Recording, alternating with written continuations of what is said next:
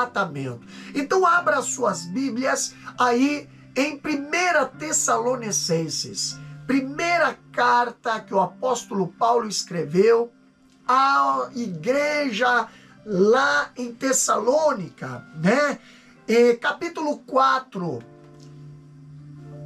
a primeira carta do apóstolo Paulo a Tessalônica, ou aos Tessalonicenses, né? Capítulo 4, versículo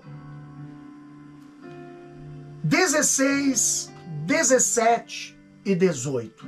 Então, tema de hoje, o arrebatamento. Vamos ler Bíblia? Primeira carta do apóstolo Paulo aos Tessalonicenses, capítulo 4, versículo 16, 17 e 18, que diz assim a palavra do Senhor. Acompanhe aí na sua Bíblia também. Porque o mesmo Senhor descerá do céu com alarido e com voz de arcanjo e com a trombeta de Deus. E os que morreram em Cristo ressuscitarão primeiro. Depois, nós, os que ficarmos vivos, seremos arrebatados juntos. Arrebatados juntamente com eles nas nuvens, a encontrar o Senhor nos ares. E assim estaremos sempre com o Senhor. Portanto, consolai-vos uns aos outros com estas palavras. Meus queridos, a palavra arrebatamento, ela foi utilizada em vários contextos no Novo Testamento. O uso variado da palavra lança luz sobre esse auspicioso evento por vir, né? Então, nós não estaremos usando aqui o termo arrebatamento, no mesmo sentido empregado pelos dispensacionalistas. Os dispensacionalistas, eles pregam um arrebatamento invisível, inaudível. Não subscrevemos a doutrina do arrebatamento secreto e distinto da segunda vinda visível. Não entendemos que o ensino dispensacionalista, que afirma que a segunda vinda de Cristo se dará em 2 turnos, um secreto e o outro visível, tenha aqui muitos contextos. Nós cremos sim que a segunda vinda de Cristo será, né, visível, audível e gloriosa. Agora, como essa palavra arrebatamento foi usado no Novo Testamento? Aqui nós temos 4 formas diferentes para essa palavra que lança luz sobre o arrebatamento dos salvos. A primeira, ela foi empregada no sentido de arrebatar rapidamente. Atos capítulo 8, versículo 39. Olha o que a Bíblia fala em Atos capítulo 8, versículo 39. Você pode aí acompanhar com a sua Bíblia. Atos 8 e 39 diz o seguinte: E quando saíram da água, o Espírito do Senhor arrebatou a Felipe, e não ouviu mais o eunuco, e jubiloso continuou o seu caminho. Então aqui nós temos uma palavra empregada no sentido de arrebatar rapidamente.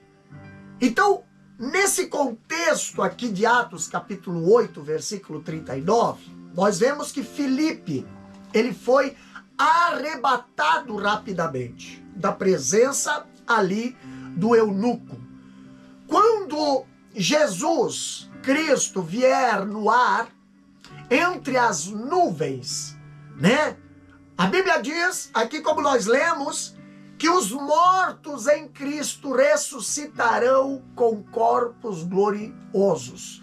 E nós, os que estivermos vivos, seremos transformados e arrebatados rapidamente como um piscar de olhos.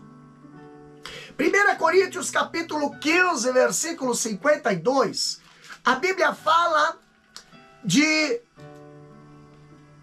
Capítulo 15, versículo 52 diz: no momento, no abrir e fechar os olhos, ante a última trombeta, porque a trombeta soará e os mortos ressuscitarão incorruptível e nós seremos transformados. Então aqui nós vemos que será rápido. Será no abrir e fechar os olhos. Então essa palavra foi empregada, a palavra arrebatamento foi empregada como um rapto rapidamente, algo rápido. Agora também ela foi empregada, ela foi usada no sentido de arrebatar a força, né? Quando Jesus fala lá em João, capítulo 6, versículo 15, olha o que a Bíblia fala em João, capítulo 6, versículo 15 diz: sabendo, pois, Jesus que havia de vir arrebatá-lo para o fazerem rei, tornou a retirar-se ele só para o monte. Aqui nós vemos um contexto. Em João capítulo 6, versículo 15, você pode conferir aí, a multidão ela estava com o intuito de arrebatar Jesus para, né, fazê-lo rei. Então Cristo, ele nos arrebatará e nos tomará da terra. Nada nos deterá aqui, nada nos segurará aqui, nada nos prenderá a este mundo.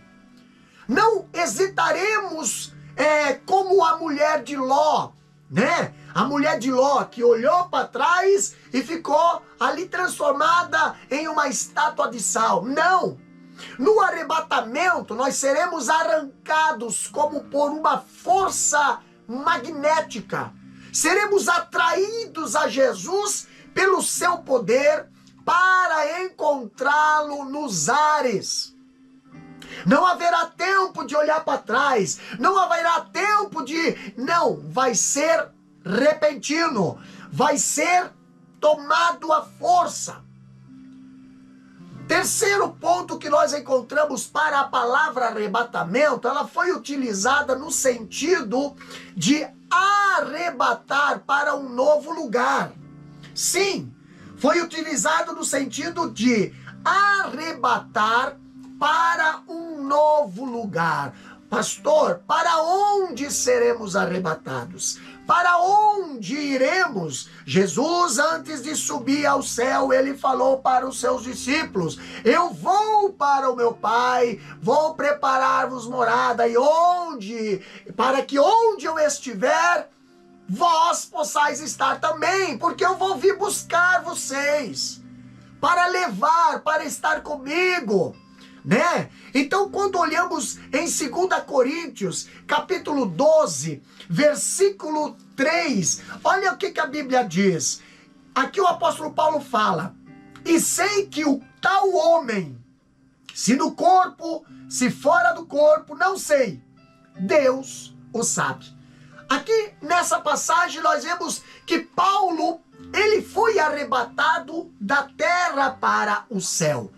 Então, aqui nós vemos que Jesus, ele foi preparar-nos lugar, como eu falei em João 14, versículo 3. E quando ele vier, ele vai nos levar para a casa do Pai. né? Nós aqui nessa terra, meus queridos irmãos, nós somos peregrinos aqui neste mundo. A nossa casa permanente não é aqui. Nós estamos aqui de passagem. Nós não somos daqui. A nossa nacionalidade é celestial. A nossa paternidade é celestial. A nossa casa é celestial. Nós almejamos estar com Cristo no céu, na pátria, na morada que Ele foi preparar para nós. A nossa pátria está no céu, como fala em Filipenses capítulo 3, versículo 20 e 21. Então, temos aqui esta passagem, esta palavra, né, que na qual nós vemos sendo usada para o arrebatamento, né? Também nós temos a palavra sendo usada no sentido de arrebatar do perigo, né? Quando Atos capítulo 23, versículo 10, a Bíblia fala de um arrebatamento, mas aqui esta palavra está sendo empregada para tirar de algo do perigo, de algo perigoso. Atos capítulo 23, versículo 10, a Bíblia diz o seguinte: e havendo grande dissensão, o tribuno, temendo que Paulo fosse despedaçado por eles, mandou descer a soldadesca para que atirasse do meio deles e o levasse para a fortaleza. Então aqui vemos essa palavra também sendo empregada, né? Aqui nesse contexto, Paulo, ele foi arrebatado da turba dos judeus que queriam matá-lo. Paulo ali, eles queriam fazer o mal à vida de Paulo. Então foi tirado ali, foi tirado do meio do perigo, foi tirado ali, né, do meio daquele povo judeu que queriam fazer o mal à vida do apóstolo Paulo. Meus queridos, o mundo está maduro para o juízo. O mundo sofrerá o ardor da ira de Deus no seu justo julgamento. Porém, nós, a igreja do Senhor, não estaremos em juízo condenatório, não estamos destinados para a ira do Senhor, mas para vivermos em delícias, em deliciosa comunhão com o Senhor por toda a eternidade. Por isso que seremos arrebatados, seremos tirados, seremos livrados da tribulação que há de vir sobre toda a terra. Eu pergunto para você, você fará parte desse arrebatamento? Como é que está a sua vida? Aonde passarás a eternidade? Como está a sua vida com Deus? Como está a tua salvação? Pastor, a eternidade, quando nós olhamos a palavra de Deus aqui, a eternidade com o Senhor, capítulo 4, versículo 17 e versículo 18, nós temos aqui, os salvos, eles serão arrebatados para viverem eternamente com o Senhor. E nós temos algo interessante, a eternidade é mais do que uma duração infinita de tempo. Se vocês prestarem bem atenção, a eternidade é uma qualidade superlativa de vida. A eternidade é uma reunião em que os salvos estarão para sempre com o Senhor. Então a essência da vida eterna, ela é a comunhão com Deus, a comunhão com o seu Filho, a comunhão com a presença de Deus. Essa palavra grega, apeteses, né, que quer dizer reunião, apanteses, mais ou menos assim, né? Quer dizer reunião, quer dizer encontro. Tem um sentido técnico no mundo helenístico, né? Em que relação à visita de dignatários às cidades, onde o visitante seria formalmente encontrado pelos cidadãos ou uma delegação deles, que teria saído da cidade para esse propósito e então seria ali cerimonialmente escoltado de volta para a cidade. Então, o sentido original era de encontrar-se com alguém da realeza ou com alguma pessoa importante. Agora nós vemos algo interessante, né? Como será essa reunião com o Senhor? Como será esse encontro no arrebatamento? Meus queridos irmãos, a Bíblia nos dá em detalhes. A Bíblia nos mostra. Primeiro, esse encontro, a Bíblia diz que esse encontro será a festa apotética das bodas do Cordeiro. Ali, a eternidade não será uma sucessão de tempo interminável, monótona, não. Entediante, não, pastor. A eternidade, ela será uma festa que nunca vai acabar. A eternidade, a Bíblia diz que esse será como um dia eterno de celebração das bodas do Cordeiro, né? Agora, se nós fosse olhar aqui, né, para as bodas do Cordeiro, que a Bíblia relata, né, relata como um casamento, né? Nós precisamos ver o início desse casamento. Nós precisamos ver como começou este casamento, porque o arrebatamento será o arrebatamento será a caminhada da noiva para o arrebatamento será a caminhada da noiva para a festa de núpcias. Então olha só que interessante. Nós vemos que para que houvesse um casamento, primeiro precisava haver um compromisso de noivado. E esse compromisso de noivado não é como fazem nos dias de hoje, entendeu? Que quando você vai perceber, já estão até morando junto. Não! Aqui, como a Bíblia nos ensina, nós vemos que o compromisso do noivado, Cristo se comprometeu em amor com a sua noiva.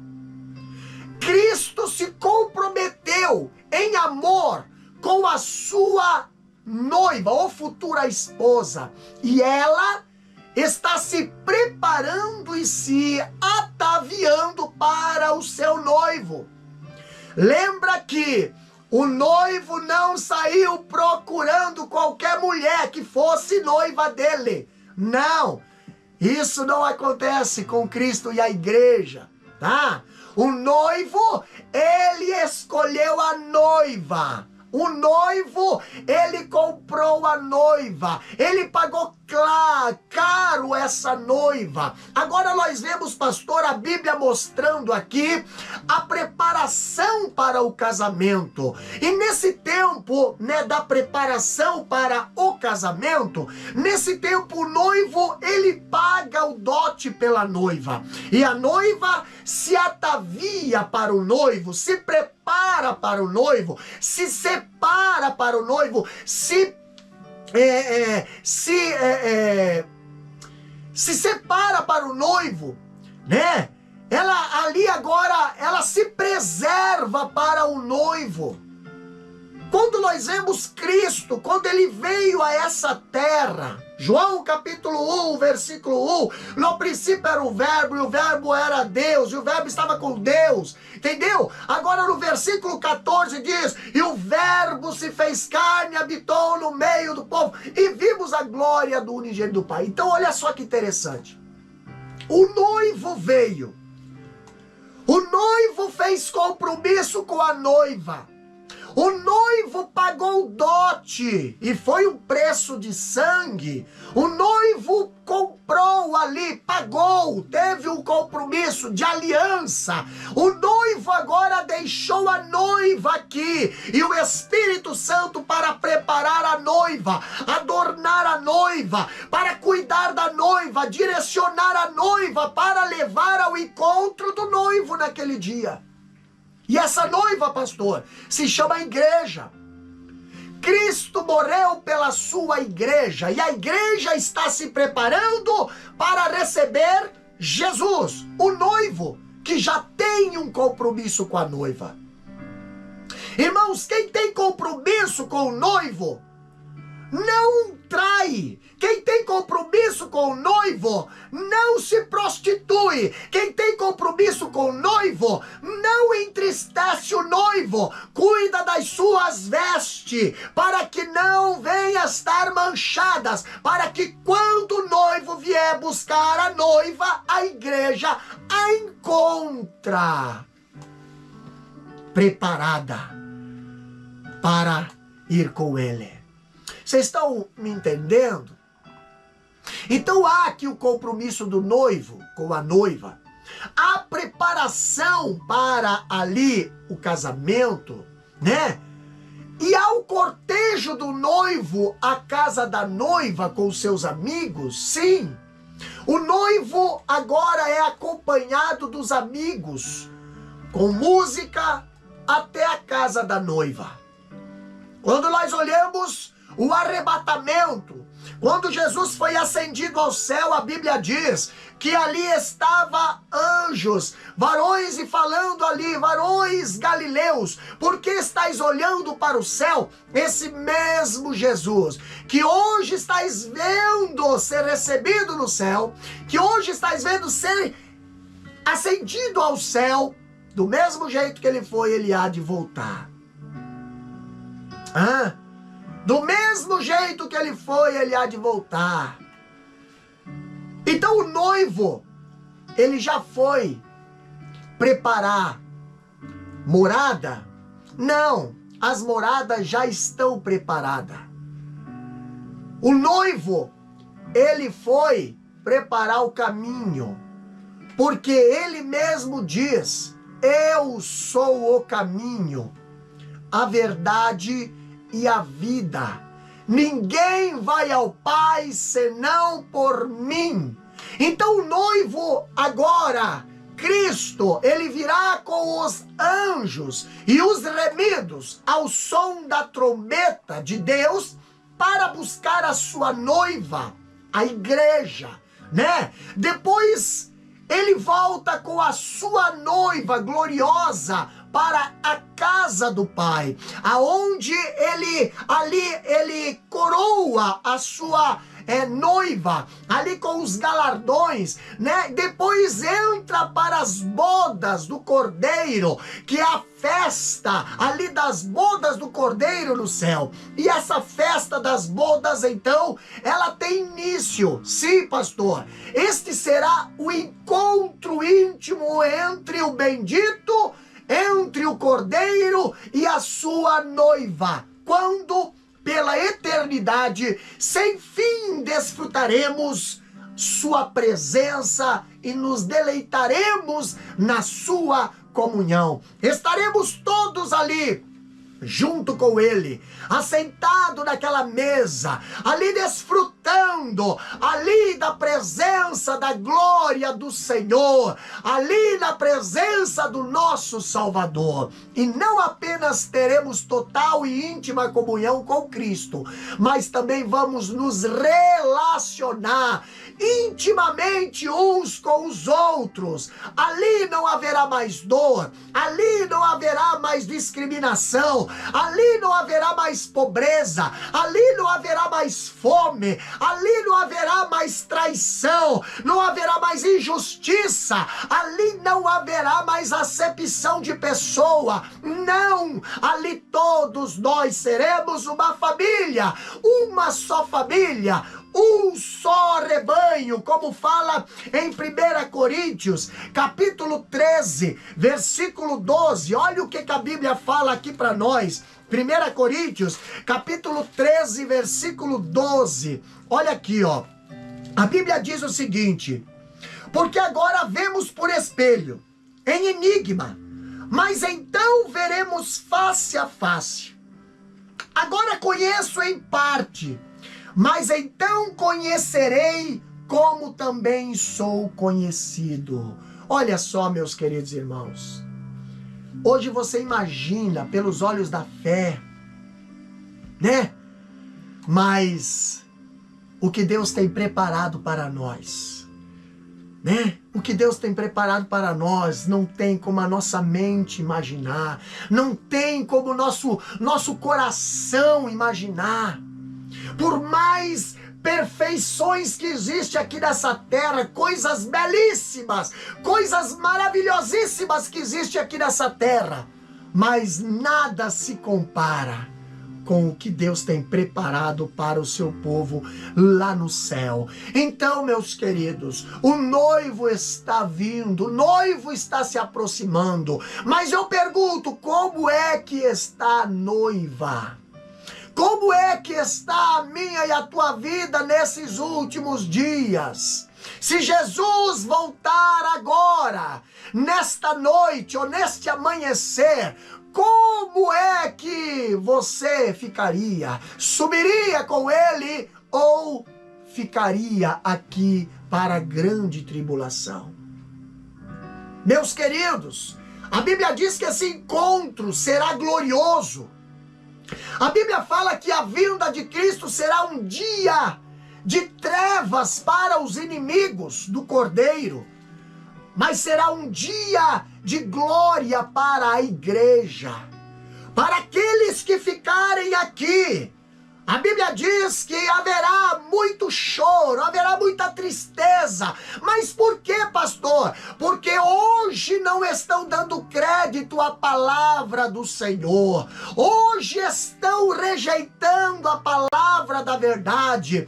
Hoje Deus, hoje Cristo está em segundo plano na vida de muita gente. Hoje parece que o amor às coisas dessa terra, o amor à luxúria, o amor aos prazeres, o amor à sensualidade, o amor ao dinheiro, parece que isso é prioridade. Sim, pode até ser prioridade aqui nessa terra, porém não terá eternidade com Deus. Por quê, pastor? Porque só terá eternidade com Deus aqueles que colocarem Deus em primeiro lugar na sua vida, aqueles que colocarem o Senhor como Salvador da sua vida, aquele que colocar o Senhor como o único e suficiente Salvador da sua vida.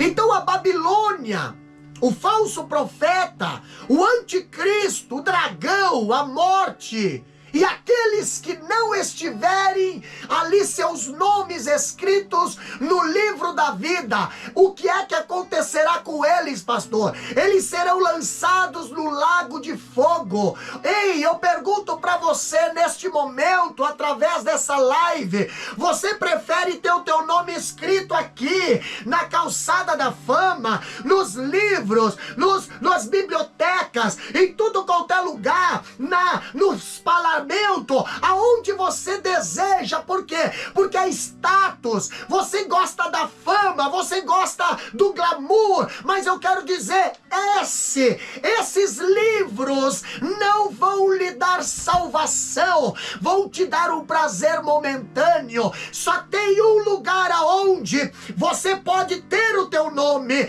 escrito e vai te gerar salvação eterna, é o livro da vida. E a Bíblia diz que aqueles que não for achado escrito no livro da vida serão lançados no lago de fogo.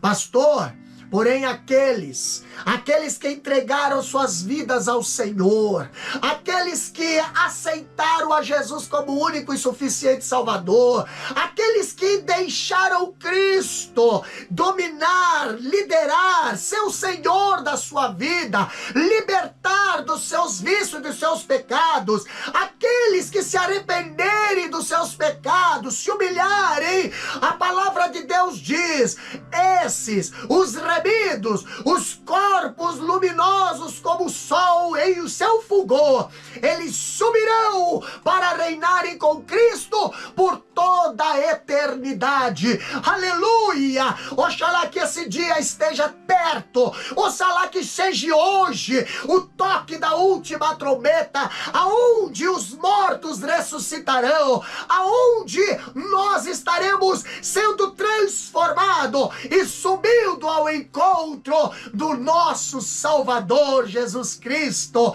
Aleluia!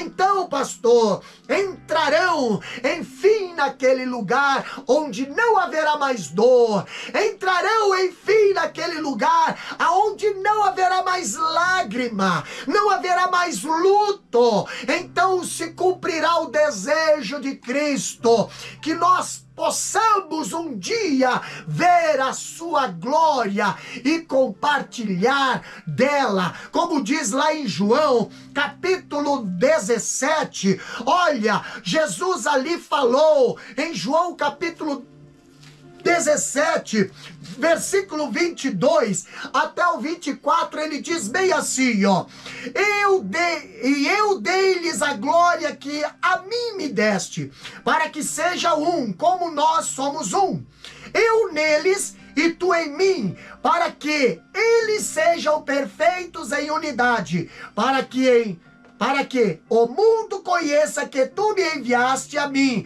e que tens amado a eles como me tens amado a mim. Pai, aqueles que me deste, quero que onde eu estiver, também eles estejam comigo, para que vejam a minha glória que me deste, porque tu me has amado antes da criação do mundo. O desejo de Cristo é que nós possamos um dia ver a sua glória e compartilhar dela. Quando nós vemos o apóstolo Paulo dizendo que essa esperança bendita nos ajuda a enfrentar os sofrimentos do tempo presente, a Bíblia diz em Romanos capítulo 8 e 18, o apóstolo Paulo, ele fala algo interessante. Ele diz bem assim, ó, porque para mim tenho por certo que as aflições deste tempo presente não são para comparar com a glória que em nós há de ser revelada. Irmãos, o apóstolo aqui ele está dizendo que a esperança bendita nos ajuda a enfrentar o sofrimento do tempo presente. Não desiste não, meu querido. Não abandona Cristo não. Não pare não. Por quê? Porque nós temos uma esperança. Aqui nós estamos chorando, mas lá nós estaremos sorrindo. Aqui, muitas das vezes, as lágrimas caem nos escondidos, as lágrimas caem e ninguém vê, mas lá a Bíblia diz que Ele nos enxugará dos nossos olhos toda lágrima. Nós temos uma esperança. Pastor, aqui nós temos um corpo de dor, aqui nós temos um corpo enfermo, aqui nós temos um corpo cansado, aqui nós temos um corpo que muitas das vezes está fadigado, mas a Bíblia diz que no arrebatamento nossos corpos serão transformados em corpos gloriosos. Pastor, a comparação com a glória por vir a ser revelada em nós, as nossas tribulações aqui são leves e momentâneas. O apóstolo Paulo fala, as comparações aqui, 2 Coríntios capítulo 4 e 17, ele diz o seguinte, olha só, Ele fala, porque a nossa leve e momentânea tribulação produz para nós um peso eterno de glória muito excelente. Ah, tá passando por prova, meu querido. Tá passando por um deserto. Ah, é só por um pouquinho de tempo. Entendeu? Aguenta mais um pouquinho. Não desiste do teu Jesus. Não abre mão da tua fé. Pastor, mas estão me perseguindo. Continua firme. Pastor, mas estão me desprezando. Continua firme. Pastor, a minha família me abandonou porque eu escolhi Jesus. Continua firme. Continua firme. É só mais um pouquinho de tempo. E o que há de vir, virá. E não tardará. Você tem noção disso?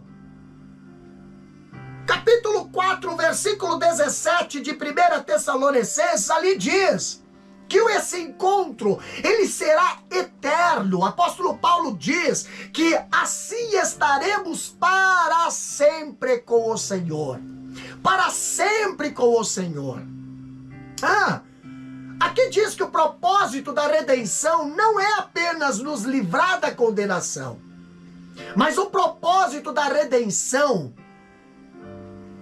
é nos conduzir à comunhão com Cristo para sempre e sempre. Meus queridos, se nós formos olharmos lá para o Velho Testamento, se nós formos olhar lá para o livro de Gênesis, Deus criou os céus e a terra. Agora ele aqui na terra, ele planta um jardim, ele planta um lugar santíssimo aqui na terra. Ele faz como se fosse trazer ali o santo dos santos do céu e coloca aqui na terra, para que o homem e Deus pudesse ali ter comunhão junto um com o outro. O homem estava na presença do Senhor, o homem tinha comunhão com o Senhor, o homem estava no santíssimo lugar com o Senhor, porém o homem foi tentado a desobedecer ao Senhor,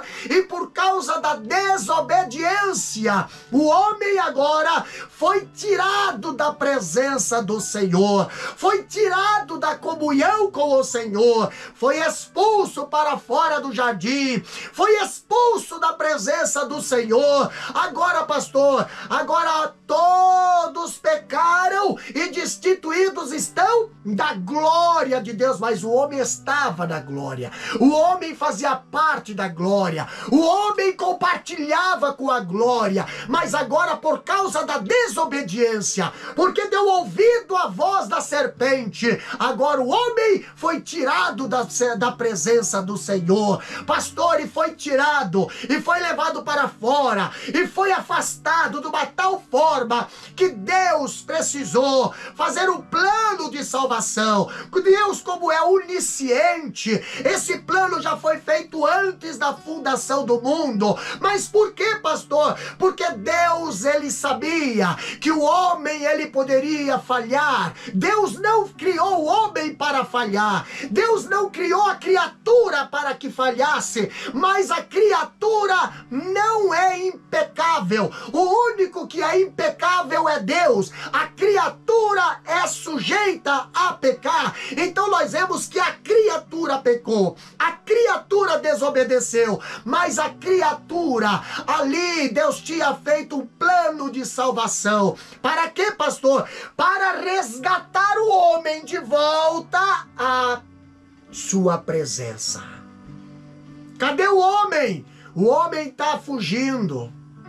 Cadê Adão? Depois que pecou, a Bíblia diz que quando Adão ouviu a voz do Senhor, que vinha ali na viração do dia, agora Adão não suporta mais a presença. Adão não suporta mais agora a voz do Senhor. Adão agora, em vez de se aproximar de Deus, Adão agora se afasta de Deus. Pastor, o pecado tem afastado o homem de Deus. O homem tem se afastado de Deus por causa do pecado. Mas eu quero falar para você neste momento, Jesus é o nosso resgate, a comunhão com Deus novamente. Então eu convido você a ter um encontro nesta noite ou nesta manhã com Jesus. Para quê? Para que você volte, filho pródigo, volte você que se afastou dos caminhos do Senhor,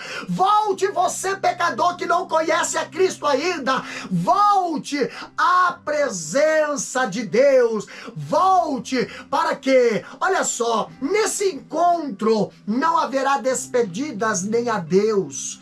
Quando a igreja ser arrebatada, meus queridos, quando a igreja ser arrebatada, não vai ter tempo de você se despedir de pai, mãe, de esposo, de esposa. Ah, pastor, mas então um vai subir, o outro vai ficar. Irmãos, a salvação é individual. Cada um precisa se acertar e se consertar com Deus. Ninguém vai ser salvo porque a mãe está orando.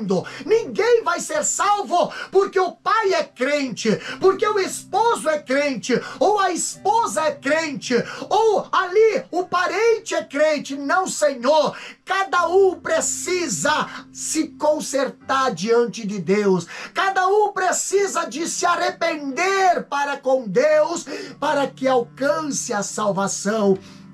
A salvação é individual, meus queridos. Então não haverá encontro, não haverá despedida, não haverá Deus. Olha, não haverá. Entendeu? Refutando a tese dos dispensacionalistas, né?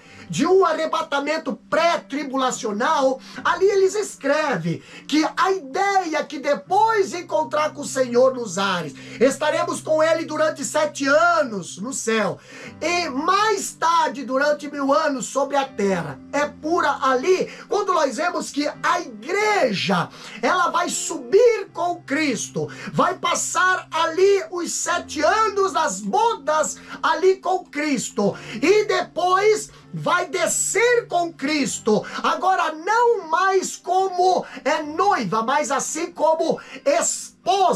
Ele virá e a igreja estará junto, aonde ali estaremos para julgar juntamente com Cristo as nações, o anticristo, e reinarmos com ele ali no período do milênio. Então, meus queridos, o arrebatamento é real.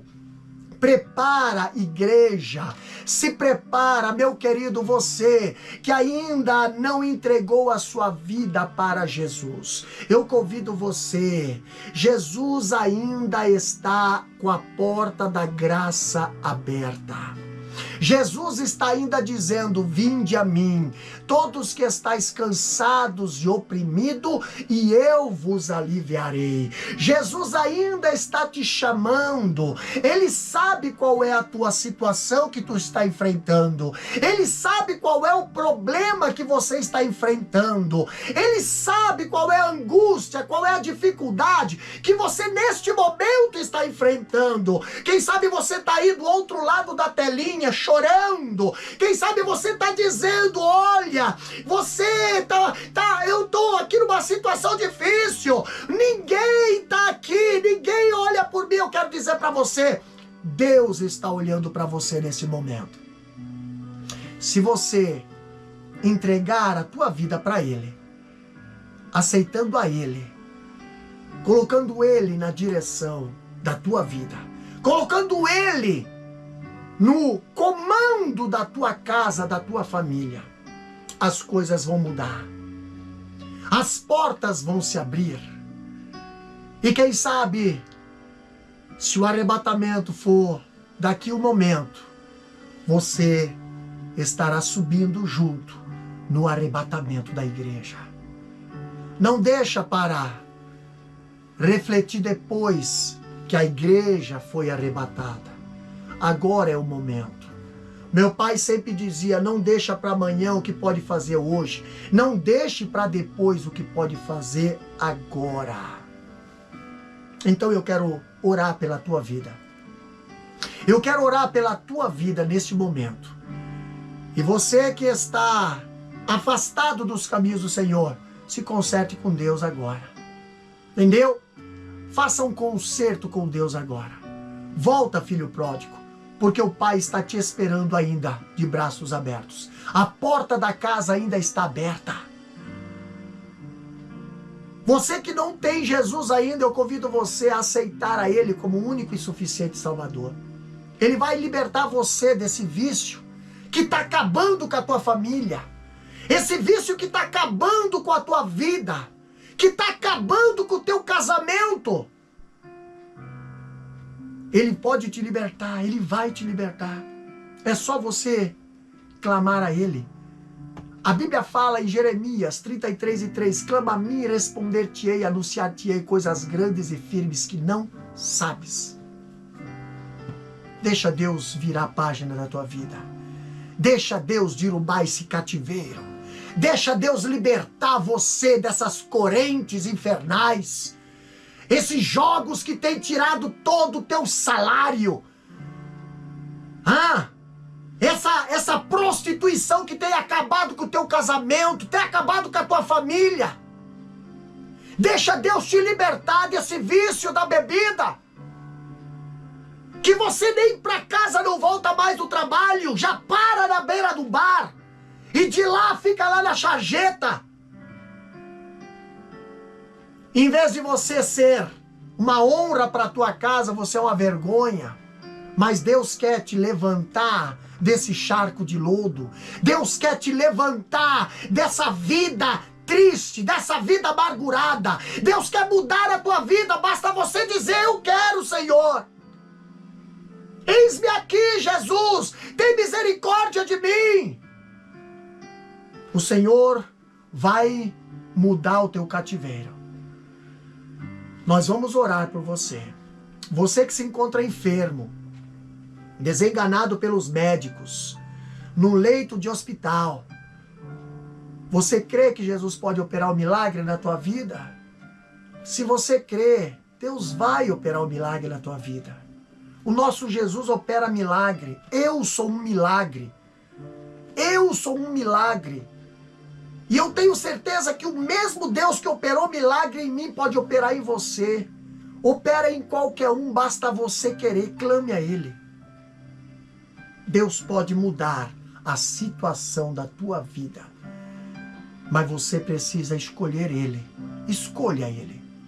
Porque Ele já te escolheu. Ele já enviou o seu Filho para morrer por mim e por você. Ele já nos escolheu. Só basta você agora dar o teu passo, escolher Ele. E nós estaremos orando neste momento e Deus estará completando a obra na tua vida. Aí do outro lado, aonde você estiver, Deus estará indo a teu encontro. Pai querido, Pai eterno, já ouvimos a tua palavra, Senhor. Pai, já falamos aqui, Pai, que tu estás às portas para buscar a tua igreja. Deus querido, a tua vinda marcará, Senhor, o fim das oportunidades. A tua vinda marcará, Senhor, o fim das portas abertas. O fim da paz aqui nessa terra. O fim, Senhor, da tranquilidade, Senhor, de espírito aqui nessa terra. A tua vinda, Senhor, marcará o início da perseguição, o início, Senhor, da tortura, o início, Pai Santo, da tristeza aqui nessa terra para aqueles que ficarem aqui. Deus querido, mas ainda, Senhor, ainda há oportunidade, ainda há, Senhor, há tempo para as pessoas encher o coração da tua presença.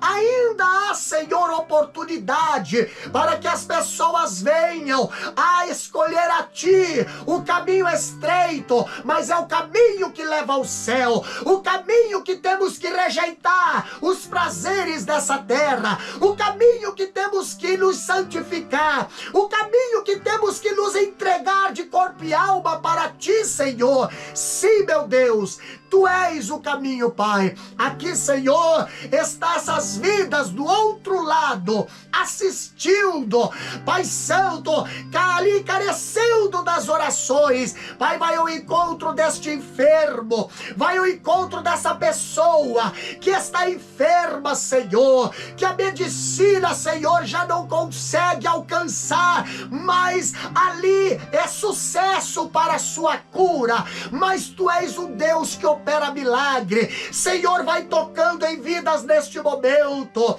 vai tocando em órgãos neste momento, restaurando a saúde neste momento, repreendendo o espírito da morte dessas vidas, Senhor, que estão no leito de enfermidade, para que o Teu nome seja glorificado. Também vai ao encontro, Senhor, desta vida que está entregando, Senhor, a sua vida para Ti, meu Deus. Perdoa os seus pecados, escreve o nome deles no livro da vida, Senhor. Pai Santo, apaga, Pai querido, apaga a velha vida, apaga, Senhor, ali os seus pecados e escreve uma nova história na vida dessa alma que está nos ouvindo, restaurando a família, restaurando o casamento, restaurando, Senhor, a sua vida emocional, a sua vida espiritual, a sua vida financeira, Pai querido. Abençoa também a todos que estão desempregados. Deus, abre as portas de emprego. Abençoa, Senhor, aquelas mesas que não têm o pão para comer. Abençoa, Senhor, aqueles que não têm aonde repousar a sua cabeça. Abre as portas, Senhor. Envia vidas, envia pessoas para alcançar essas vidas, Senhor, com a palavra, com o pão e com o carinho e o amor. Deus, nós Te agradecemos por esta live, pedindo a Tua bênção sobre cada um, Senhor, que está nos ouvindo, compartilhando esta live, que está participando e orando, intercedendo juntamente conosco, Pai, no nome de Jesus. Amém e amém. Graças a Deus.